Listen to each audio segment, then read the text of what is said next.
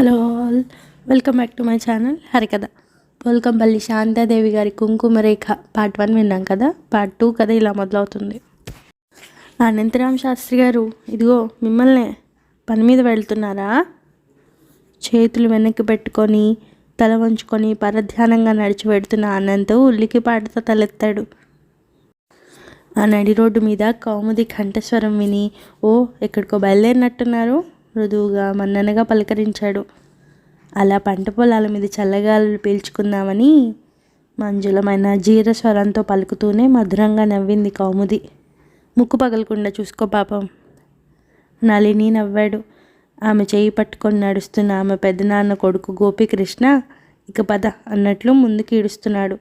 కౌముదితో సరదాగా షికారుకు బయలుదేరిన నళినీమోహన్కు దారి మధ్యలో ఆగిపోయి అతడితో మాట్లాడడం అంత రుచించినట్లుంది. నంబి వెదవల ఈ శనిగాడు అడ్డమయ్యాడేం అన్నట్లు చికాకుగా నిలబడ్డాడు. పని మీద వెళ్తున్నారా? పనేం లేకపోతే మాతో రారాదా? సరదాగా మాట్లాడుకుంటూ మధ్యలోనే వెటకరించాడు నళిని. ఆయన దగ్గర సరదా మాటలు ఏముంటాయి లేదు. విద్యాదానాలు, చందాలు, ప్రజాసేవలు పట్టించుకున్నావంటే జిడ్డులా వదలరు ఇలాంటి వారు.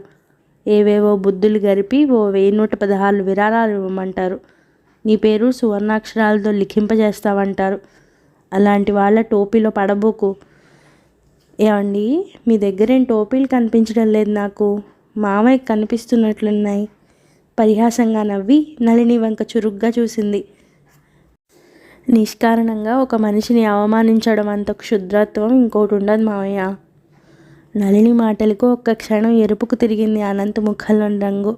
ప్రయత్నపూర్వకంగా ముఖభంగిమలు మార్చుకున్నాడు. నిజంగా అతడు పని మీదే వెళ్తున్నాడు. నళిని ప్రవర్తన అలా అసభ్యంగా ఉండకపోతే రాలేకపోతున్నందుకు క్షమార్పణ కోరి వెళ్ళిపోయేవాడు. ఇప్పుడు అలా వెళ్ళిపోవాలనిపించదు. ఓ చెంప కొడితే ఇంకో చెంప అందించు అన్న క్రీస్తు మాటలు అతడి స్వభావానికి రుచించవు. క్షుద్రము, బలహీనము ఆయన నేటి సమాజంలో అది మనిషి బలహీనతగా, మెతకతనంగా పరిగణింపబడుతుంది. ఓ చెంప కొడితే 2 చెంపలు వాయించందే వదళ్ళు. కౌముది పక్కగా వారిని అనుసరించి నడుస్తూ చదువురానివాడు వింత పశువు అని ఓ మహానుభావుడు వర్ణించాడు. కానీ చదువుకొని పశువుగా ప్రవర్తించేవాడిని ఏ కవి ఎందుకు పోల్చినట్లు గుర్తుకు రావడం లేదు నాకు. నాకే కవిత్వం వస్తే ఈ క్షణంలో చదువు వచ్చిన పశువు గుణగణాలు వర్ణిస్తూ పంచరత్నాలు, దశరత్నాలు వల్లించుందును. నళిని ముఖంలోని రక్తం నల్లగా మాడిపోయింది. పిడికిళ్ళు బిగిశాయి. దానికి తోడు ప్రత్యర్థి మాటలకు కౌముది ప్రశంసగా హసించడం చూసి అతని కోపజ్వాలలు రివ్వున మింటికెగిశాయి. దారి పొడవున ఒక్క మాట కూడా మాట్లాడకుండా తలంచుకొని పరధ్యానం అభినయిస్తూ నడవసాగాడు. ఊరంచున పరిమిళ్ళు దాటి రావుగారి మామిడి తోపులో ప్రవేశించారు. తోట ఏమంత ఆహ్లాదంగా లేదు. మొన్నటి వరకు కాయలు విరక్కాశాయి చెట్లు. కాయలు పాటున పడ్డాక పళ్ళను దులిపారు. 1-2 జాతి చెట్లు మాత్రం కాయలతో ఉన్నాయి. వెనుకటికి ఏ పెద్దలో నిర్మించిన ఓ చిన్న శివాలయం తోట మధ్యలో ఉంది. కానీ పూజా పునస్కారాలు అంత గొప్పగా జరుగుతున్నట్లు కనబడదు. ఏ సోమవారమో బ్రాహ్మణుడు శివలింగం మీద ఓ చెంబుడు నీళ్లు గుమ్మరించి తోటలో మారేడు చెట్టు నుంచి 2 దళాలు తెచ్చి లింగం మీద వేసిపోతాడు.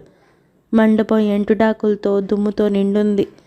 అయినా సాయంకాలపు నీరెండలతో, పక్షుల కిచకిచ సవ్వళ్లతో, ఎండుటాకుల గలగలా ధ్వనులతో ప్రశాంతంగా హృద్యమ్యంగా ఉంది వాతావరణం. మండపం అంచున ఒక చోట దుమ్ము నోటితో ఊది జేబు రుమాలతో తుడిచి కూర్చోండి ఇక్కడ అంటూ తను స్థలం శుభ్రపరచుకొని కూర్చుంది కౌముది. దిక్కులు చూస్తూ నిల్చున్నాడు నళిని. కూర్చోవే అని కూడా అనలేదు కౌముది. ఆమె చూపుతున్న నిర్లక్ష్య తిరస్కారాలకు లోపల మండిపోయాడు నళిని. కానీ అనుగాని చోట అధికుల మనరాదు అన్న నీతి తెలుసు అతనికి. మనసులో కష్టం అనిపించినా పైకి ప్లేట్ మార్చి పశ్చాత్తాపం ధ్వనించే గొంతుకతో, మరోలా అనుకోకండి, నా తత్వానికి మీ భావాలు, ఆదర్శాలు నచ్చవు.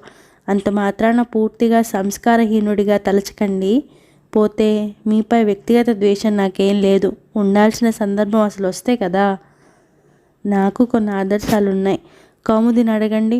బొత్తిగా బూజు పట్టిన భావాల్లో మునిగిపోయిన వాణ్ణి, సనాతనిష్ఠును కాను. నాకు ఒక మితమైన ఆదర్శాలున్నాయి అన్నాడు నళిని.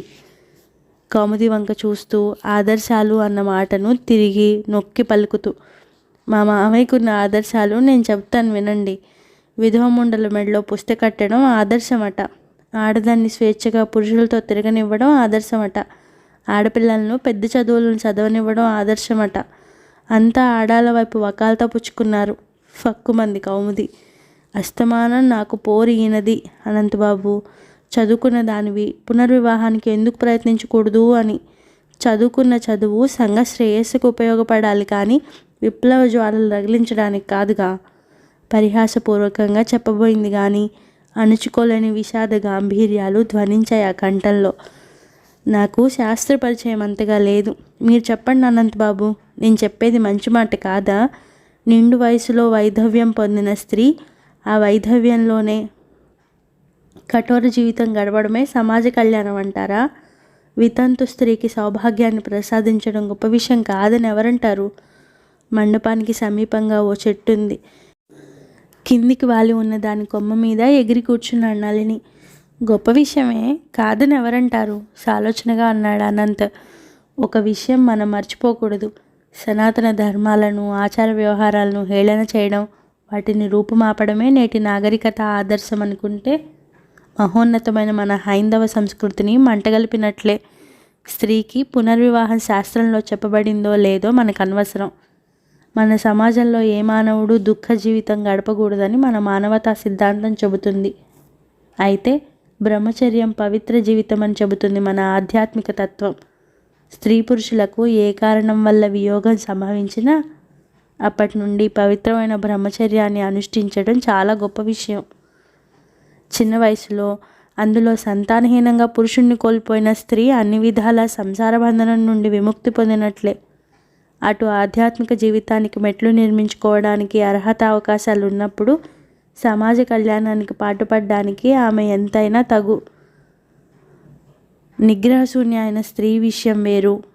చెడు వృత్తిలో దిగి గర్భస్రావాది పాడు పనులు చేసుకోవడం కంటే పునర్వివాహం చేసుకోవడమే మంచిది. వెదికి అలాంటి వితంతు స్త్రీ మెడలో మీరు పుస్తక కడితే మీరు గొప్పవారే. మీ ఆదర్శం చాలా గొప్పదే కాదని ఎవరంటారు? ఈ ఆదర్శవాది అన్ని విధాల పునర్వివాహాన్ని సమర్థించి కౌముదికి నచ్చజెబుతాడని ఆశించిన నళిని పాము చావక కర్ర విరక్క అన్నట్లు అనంత ధోరణికి మండిపోయాడు. నువ్వు నీ చచ్చాదర్శాలు బ్రాహ్మణత్వం పోనిచ్చావు కాదు. ఆధ్యాత్మికము ఆత్మనిగ్రహము నీ బొంద రోషంగా తిట్టుకున్నాడు. చిరచిరలాడిపోతున్న నళిని ముఖ వైఖరి గమనించి లోలోన నవ్వుకున్నాడు అనంత్. అతడు కౌముది మీద కన్ను వేసినట్లు తెలిసిపోతూనే ఉంది. గోపీకృష్ణ నళిని కాలు పట్టి కిందకి లాగాడు. మామిడికాయలు రాలగొట్టి ఇద్దూ రమ్మంటూ. కౌముది ముఖంలో మారిన రంగులు చూసి కించిత్ విస్మయానికి లోనయ్యాడు అనంత్. సిగ్గుతో ఎర్రబడిన ముఖాన్ని పక్కకు తిప్పుకొని, తప్పుగా చెప్పానా? నా ఊహకు తోచిన మాట చెప్పాను. కళ్ళు వాల్చింది. కౌముది నిగ్రహాన్ని పరీక్షించే మాట విసిరానని ఆమె ముఖం చూశాక కానీ తెలిసింది కాదు. అబ్బా ఎంత తొందరపడ్డాను నొచ్చుకున్నాడు. ఈ ఏకాంతం చాలా ఇబ్బందిగానే తోచింది కౌముది అనంతులకు. అతడి వంక సూటిగా చూడాలంటే ఏమిటో లజ్జగా తోచింది కౌముదికి. ఆమెతో సంభాషణ సాగించాలంటే జంకుగా ఉంది అనంత్కు. ఆమెకు పునర్వివాహం చేసుకోవాలన్న తలంపు ఉందేమో. నా అభిప్రాయం విని తనను నిగ్రహశూన్యంలో జమకట్టిందేమోనని. కౌముది తెగించన్నది. మీ జీవితం మీద ఏవేవో పుకార్లు మన గ్రామంలో ప్రచారంలో ఉన్నాయి కదా, అవన్నీ నిజమేనా? పుకార్లు అంటున్నారు, నిజమెలా అవుతాయి? శుష్కహాసం చేసి అన్నాడు. ఏం విన్నారు నా గురించి? కొంచెంసేపు సంకోచిస్తూ ఆగిపోయి అన్నది. చిన్నప్పుడు వీధిలో అడుక్కు తింటూ ఉండేవారట. హఠాత్తుగా ఒకనాడు ఎక్కడికో వెళ్ళిపోయి ఈనాటికి ఒక పరిపూర్ణ వ్యక్తిగా విద్యాసంపన్నులుగా ఈ ఊర్లో ప్రత్యక్షమయ్యారంటే ఆశ్చర్యంగా ఉంటుంది నాకు. అంతవరకు ప్రఫుల్లంగా ఉన్న అనంత ముఖం ముడుచుకుపోయింది విచారంతో. కాంతివంతాలైన కన్నుల్లోకి నీలితెరలు జారాయి. నిజాలు విని ఆశ్చర్యం దేనికి? ఆనాడు అలా జరిగింది నిజమే లోగొంతుకుతో అన్నాడు. ఆనాటి సంఘటనలు అంత విపులంగా చెప్పవలసిన అవసరం లేదు. నా గురించి వాస్తవాన్ని దాచుకోవాల్సిన అవసరమూ లేదు. ఆనాడు అలా వెళ్ళిపోయి తిరుపతి కొండ చేరాను. కొండకు వచ్చే యాత్రికులను యాచిస్తూ 2 ఏళ్ళు ఆ జీవితం దొర్లింది. నా పూర్వపుణ్య విశేషం.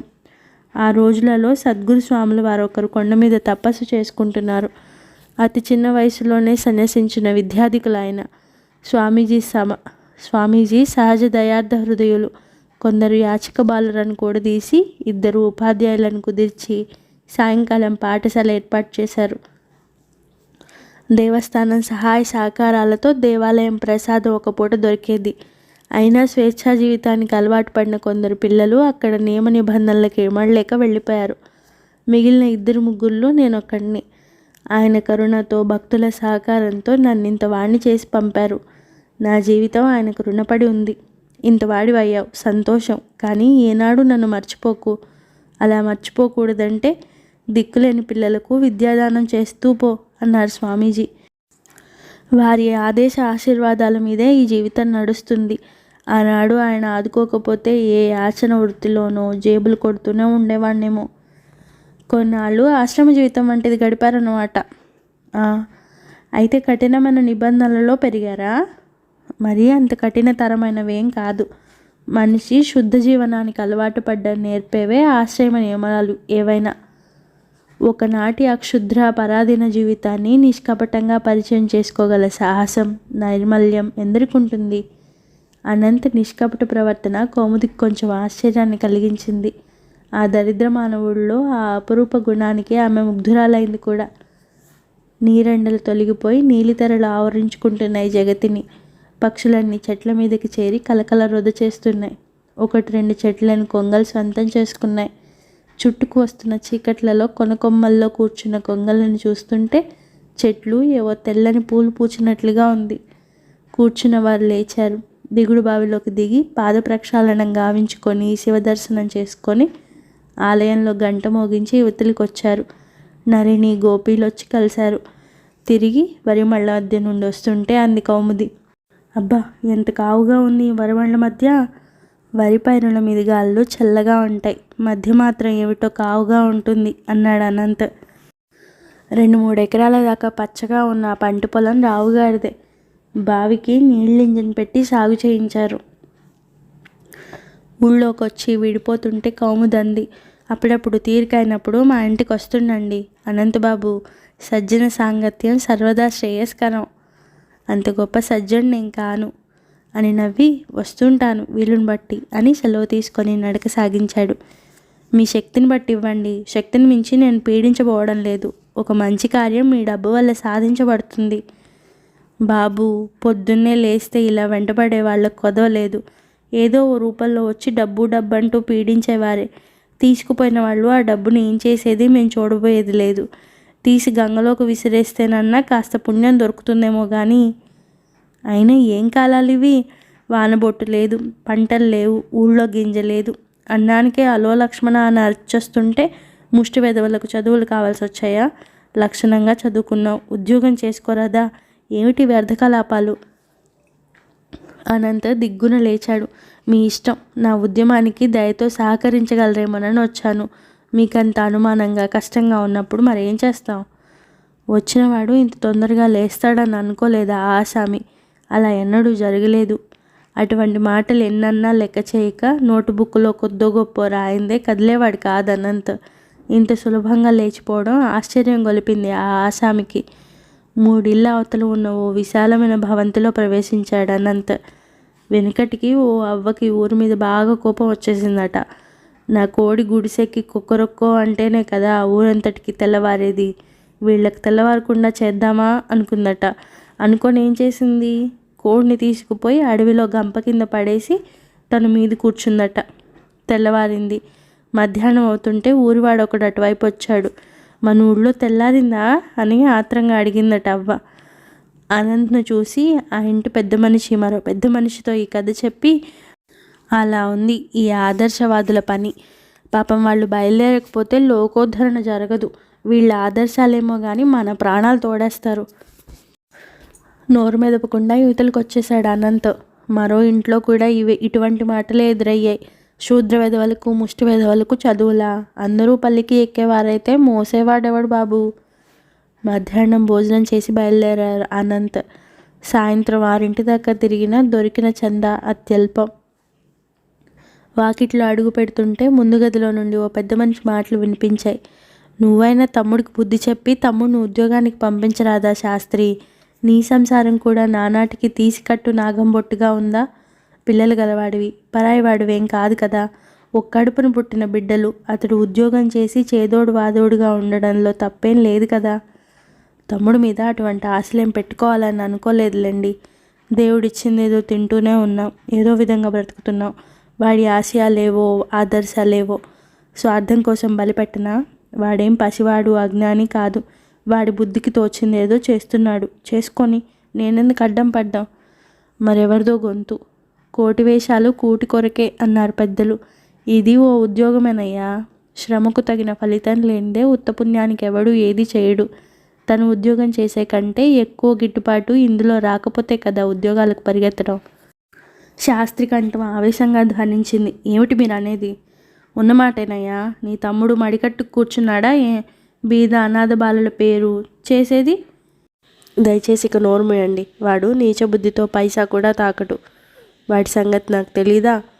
తెలుసు. ఏదో విధంగా సంపాదించి పెడుతున్నప్పుడు తమ్ముడిని వెనకేసుకు రాకపోతే మరెలా? అనంత్ వెనుదిరిగే లోపల శాస్త్రి విసురుగా యువతలకు వచ్చి పడ్డాడు. తమ్ముడు అన్నాడు.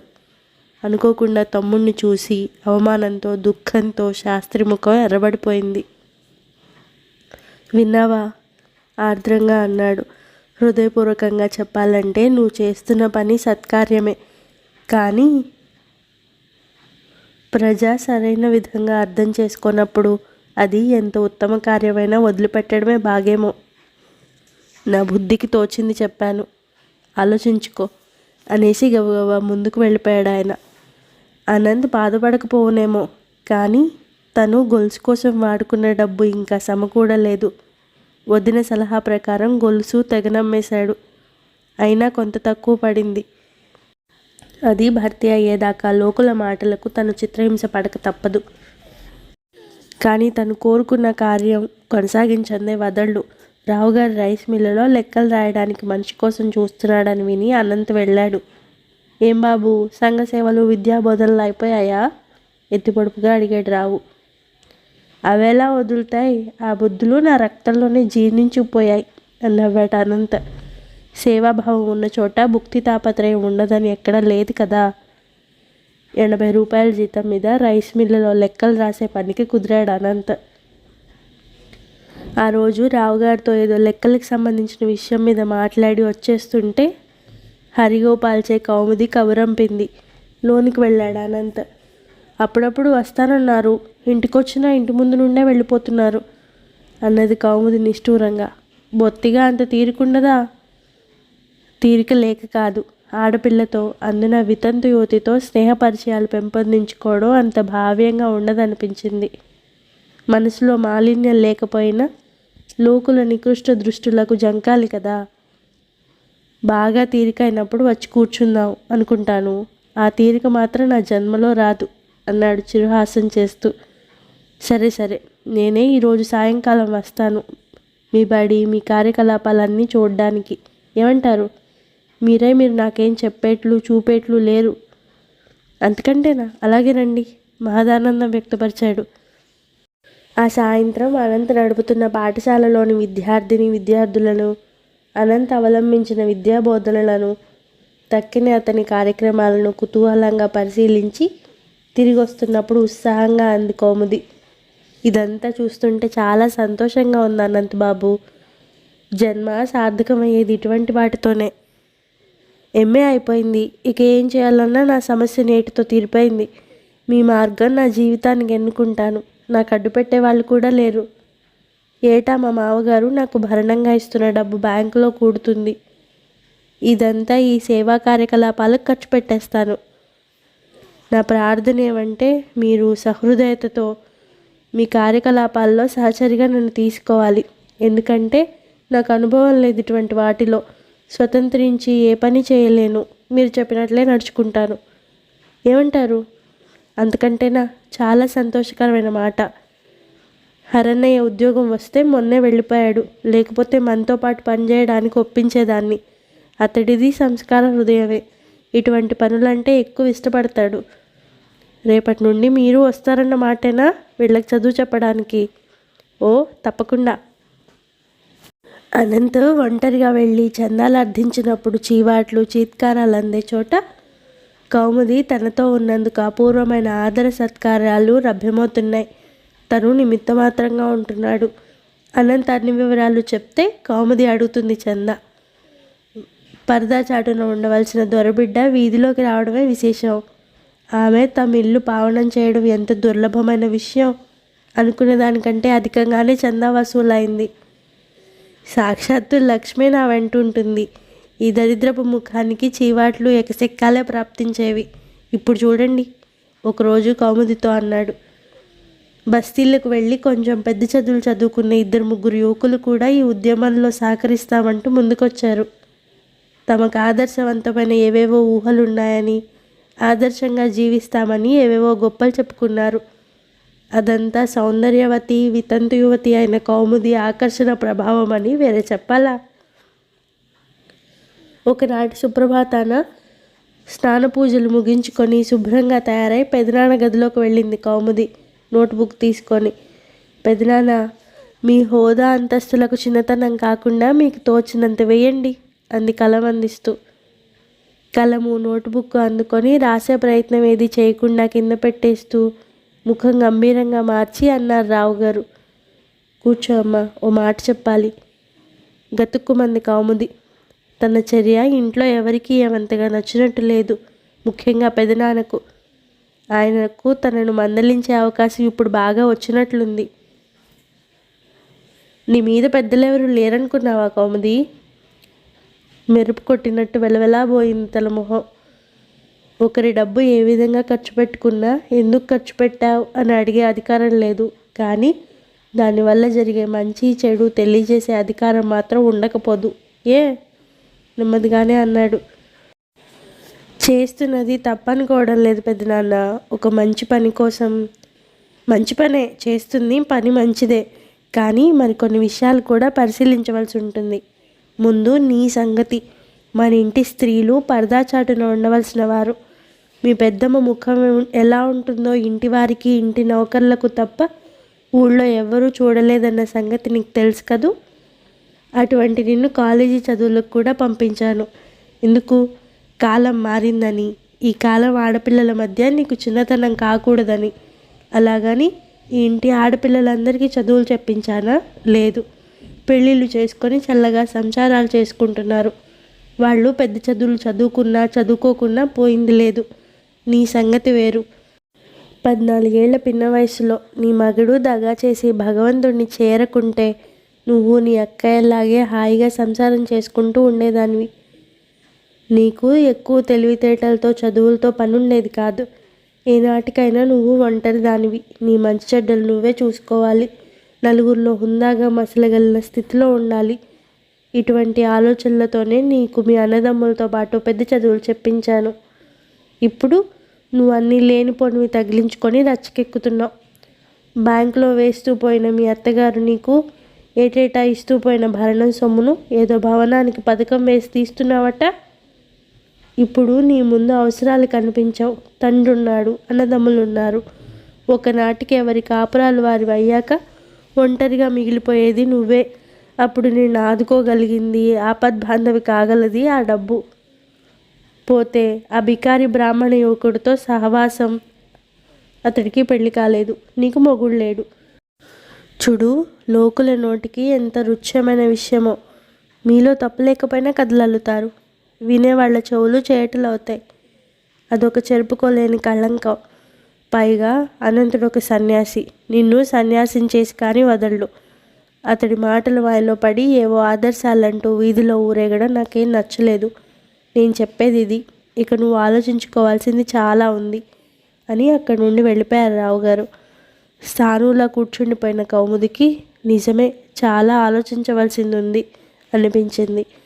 ఎక్కువ ఆలోచించనక్కర్లేకుండానే పెదనాన్న చెప్పిన మాటలు స్వార్థభావంతో చెప్పినట్లు అనిపించింది. లోకులు అనుకుంటారు, నిజం కానప్పుడు దుఃఖం ఎందుకు? డబ్బుతో సుఖాన్ని ఆత్మీయులను కొనే కంటే త్యాగం వల్ల ప్రాప్తించే దుఃఖాన్ని స్వీకరించడం మనిషికి ఉత్తమం కదూ.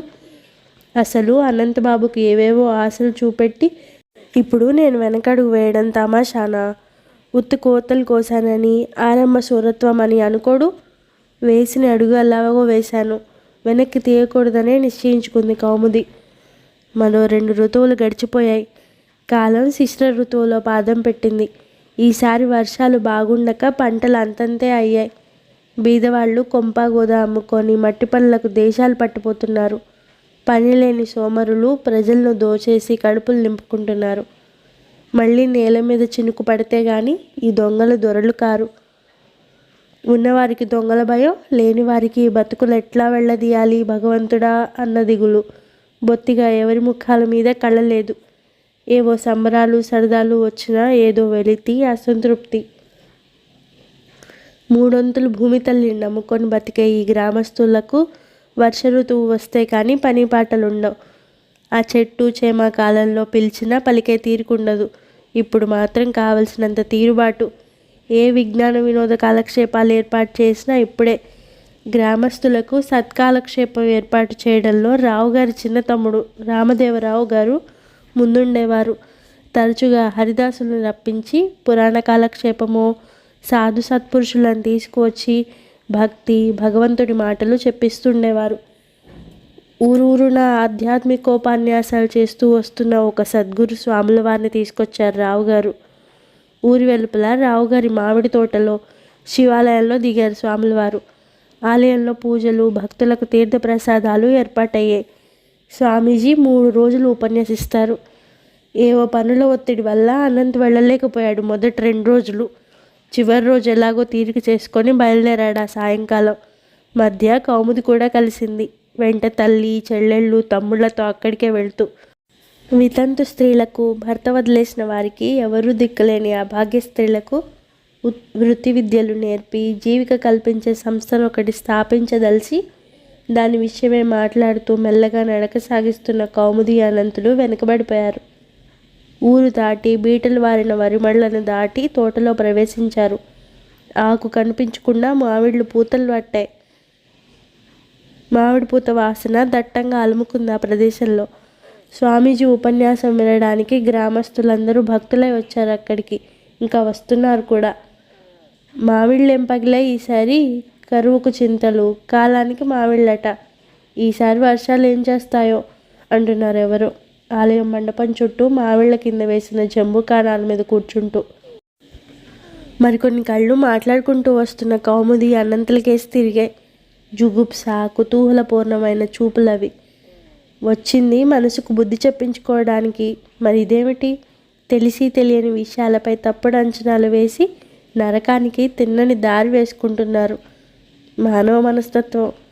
అప్పటికి సంధ్య వాలింది. చెట్ల మీదకి చేరుకున్న పక్షుల కలకల సవ్వడి హృదయంగా ఉంది. ఆలయంలోకి వెళ్ళి శివవందనం ఆచరించి కౌముది స్త్రీలు కూర్చుండే వైపు వెళ్ళి తల్లి, అక్క, చెల్లెళ్ళ చెంత కూర్చుంది. స్వామీజీ వచ్చి మండపంలో ఎత్తుగా వేసిన పలక మంచం మీద కూర్చున్నారు. పెట్రోమాక్స్ లైటు ఒకటి ఆయన చెంత కొంచెం ఎత్తులో పెట్టారు. స్వాముల వారు వృద్ధులు కారు. 35-40 ఏళ్ల వయసులో ఉంటారేమో. జ్ఞాన తేజస్సు ఆయన ముఖమండలాన్ని ఆవరించుకొని చూపరులను వినమ్రుల గావిస్తుంది. నాటి ఉపన్యాసం గృహస్థుల గురించి, స్త్రీ జనానికి ప్రబోధాత్మకంగానూ సాగింది. ఈరోజు మనం గృహస్థాశ్రమం గురించి చెప్పుకుందాం. జ్ఞాన, శక్తి, వైరాగ్యాల వంటి గొప్ప విషయాలను వదిలి ఈ గృహస్థాశ్రమ ధర్మంలోని ఉత్కృష్టత ఏమిటి చెబుతానని అనుకోకండి. మధుర మందహాసం వెలువరించి మందస్వరాన్ని చెప్పుకుపోతున్నారు స్వాముల వారు. బ్రహ్మచారి, గృహస్థుడు, వానప్రస్థుడు, సన్యాసి అని ఎవరైతే ఉన్నారో వీరు గృహస్థాశ్రమం నుండి వచ్చిన వారే. ఇక్కడ ఉన్న వాళ్ళందరూ గృహస్థులే కదా. మీరుంటేనే కదా మేముండేది. మీ కొరకు మేము, మా కొరకు మీరు. మీలోనూ ఉన్నారు మమ్మల్ని మించిన మహాజ్ఞానులు. అయితే గృహస్థులందరూ జ్ఞానులనే అర్థం కాదు. శాస్త్రాలు, స్మృతులు తనకై నిర్దేశించిన ధర్మాలను అనుష్ఠించేవాడే ఉత్తమ గృహస్థుడు. ధృతి, క్షమ, దయ, ఆస్తేయ, శౌచ, ఇంద్రియ నిగ్రహ, ధీ, విద్య, సత్య, అక్రోధములు అను ఈ 10 ధర్మ లక్షణాలను ఎరిగి ఎవడనుష్ఠిస్తాడో అతడు ఉత్తమ గతి పొందిన గృహస్థుడవుతాడు. గృహస్థు పంచయజ్ఞం చేయవలనని మనుస్మృతి. గృహస్థు ఎంత అహింసావ్రతుడైనా 5 విధానాలైన హింసలు అతడి నుండి జరగడం అనివార్యమవుతాయి. కర్ర కలప పొయ్యిలో పెడుతున్నప్పుడు పురుగు పుట్ర అగ్నికి ఆహుతి చేయబడతాయి. తిరుగలి విసురుతున్నప్పుడు, రోట నూరుతున్నప్పుడు జరిగే ప్రాణహింస, ఇల్లు అలికినప్పుడు చిమ్ముతున్నప్పుడు జరిగే ప్రాణహింస, భూమిని దున్నుతున్నప్పుడు తవ్వుతున్నప్పుడు జరిగే ప్రాణహింస, నీళ్లు మరిగిస్తున్నప్పుడు జరిగే ప్రాణ నష్టం, ఇల్లు కట్టుకునేటప్పుడు జరిగే ప్రాణ నష్టం, ఈ 5 రకాల పాపాలతో తొలగించడానికి గృహస్థునకు పంచమహాయజ్ఞాలు విధింపబడ్డాయి. బ్రహ్మయజ్ఞం, పితృయజ్ఞం, దైవయజ్ఞం, భూతయజ్ఞం, మనుష్యయజ్ఞం. దేవతలకు భూతాలకు అతిథులకు పితృదేవతలకు అన్నం పెట్టి తన కలిమికి తగినట్లు తాను తినడో అతడు జీవస్మృతుడని పేర్కొంటుంది మన శాస్త్రం. మరికొంతసేపు గృహస్థు ధర్మాలను విపులీకరించి శ్రేష్ఠ సంతానం గురించి చెప్పారు. మన భావి సౌభాగ్యం మీ భావి సంతానం మీదే ఆధారపడింది. దేశోద్ధరణకు, ఆత్మ సంస్కరణకు తగిన బిడ్డలను కనవలసిన బాధ్యత మీ పుణ్య దంపతుల మీదే ఆధారపడింది. సత్సంతానాన్ని పొందడానికి గృహస్థ బ్రహ్మచర్యం, మంత్రదీక్ష, అపరిగ్రహం, నియమతహారం అన్న నియమాలు చెప్పబడ్డాయి. స్వభార్యందు ఋతుకాలంలో మాత్రమే సంతానాపేక్షతో కూడడమే గృహస్థు బ్రహ్మచర్యమని చెప్పబడింది. అసలైతే ఓ పుత్రుణ్ణి పొందే వరకే దాంపత్యం నెరపవలసింది.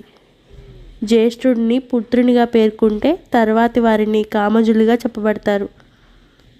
సీతారాములది ఎంత అనురాగ దాంపత్యం! 14 ఏళ్ళు వనవాసం చేశారు. ఎలా ఉన్నారు? ఏకశయ్య. అయితే అయిందేమిటి? ఇంటికి తిరిగి వచ్చిన నాడు వారిద్దరే, ముగ్గురే రాలేదు. అది గృహస్థ బ్రహ్మచర్యం. ఈ కాలంలో ఇద్దరిని జంట కలిపి వనవాసానికి పంపి చూడండి. 14 ఏళ్లలో 16 మంది పిల్లల్ని వెంటబెట్టుకొస్తారు. నవ్వులు. స్వాముల వారు ఎంత చక్కగా చెబుతున్నారు. దేశ జనాభా పెరిగిపోతుందని నాయకులు గోలెత్తుతున్నారు. పరిమిత కుటుంబం గురించి తీవ్రమైన ప్రచారాలు. బోలెడంత డబ్బు ఖర్చు జరుగుతుంది. ఆపరేషన్లు మన్ను ఏమిటి? స్త్రీని సిగ్గిలు చేసే అటువంటి ప్రచారం కంటే దేశోద్ధరణ, ఆత్మోద్ధరణ జరిగే ఇటువంటి ప్రబోధం వినే అవకాశం కలిగిస్తే ఎంత బాగు. తిరిగి సాగింది. సుబీజం చైవ సుక్షేత్రే జాతం సంప్యద్యతే యథా తదార్యాజాత ఆర్యాయం సర్వం సంస్కారమర్హతి. ఏ విధంగా సారవంతమైన క్షేత్రంలో మంచి విత్తనం బలంగా మొలిచి దండిగా ఫలిస్తుందో ఆ విధంగా శ్రేష్ఠ పురుషుడి వల్ల శ్రేష్ఠ స్త్రీ యందు శ్రేష్ఠ సంతానం కలుగుతుంది. పరాన్నేన తు భుక్తేన మైథునం యోధి గచ్చతి యప్యాన్యాం తస్యతే పుత్ర అన్నాచుక్రం ప్రవర్తతే అని శంఖలిఖిత స్మృతి. ఎవరి వద్ద ఏ విధమైన అన్నం భుజిస్తాడో ఆ అన్నం వల్ల ఏర్పడిన శుక్లంచే వారికి కలిగే సంతానం కూడా ఆ అన్నదాత అన్నం స్వభావాన్ని కలిగి ఉంటారని చెప్పబడింది. అందుకని ఆహార నియమం కూడా అతి ముఖ్యమైన విషయం గృహస్థుకు. తిండి లేనిదే కండ లేదనుకునే నేటి ఆధునికులకు ఈ మాటలు రుచించవు. ఒళ్ళు బలిసిన కొద్దీ ఆత్మశక్తి క్షీణదశకు వస్తుందని వారికి తెలీదు. తిన్న వస్తువు సాత్వికమైతే సక్రమార్జనతో వచ్చే ఆహారాన్నే తీసుకోవాలి. ఆహారం శుద్ధమైతే చాలదు, అది వచ్చే మార్గం కూడా సత్యమైంది కావాలి. అంతఃకరణ శుద్ధికి మంత్రం చెప్పబడింది. పిండోత్పత్తి గురించి ఆ విషయమై మరికొన్ని విషయాలు చెప్పి పతివ్రత ధర్మాలను, పాతివ్రత్య మహత్యం గురించి ప్రసంగించి త్వరితం జీవితం యాతి త్వరితం యాతి యౌవనం త్వరితం వ్యాధిరభ్యేతి తస్మాత్ పూజ్య పినాకధృత్ అని భక్తులకు ఆదేశం ఇచ్చి నాటి ఉపన్యాసం ముగించారు. లోకా సమస్త సుఖినో భవంతు. ఓం తత్సత్. స్వాముల వారికి కావిగుడ్డలు, జపమాలలు భక్తులు బహూకరించారు. ఎందరి మనసులు ఆ ప్రబోధానికి పరివర్తన పొంది ప్రక్షాళితమయ్యాయో, పాప పంకిలంలో ఈదులాడే ఎందరి మనసులు పశ్చాత్తాపంలో కుమిలిపోయాయో ఆ దైవానికే తెలియాలి. ఇంతటితో కుంకుమరేఖ పార్ట్ 2 పూర్తయింది. ఈ వీడియో కనుక మీకు నచ్చినట్లయితే నా ఈ హరికథ ఛానల్ని లైక్ చేయండి, షేర్ చేయండి, సబ్స్క్రైబ్ చేయండి. అలానే మీ విలువైన సలహాలు సూచనలు కామెంట్ బాక్స్లో రాయండి. Thank you for watching.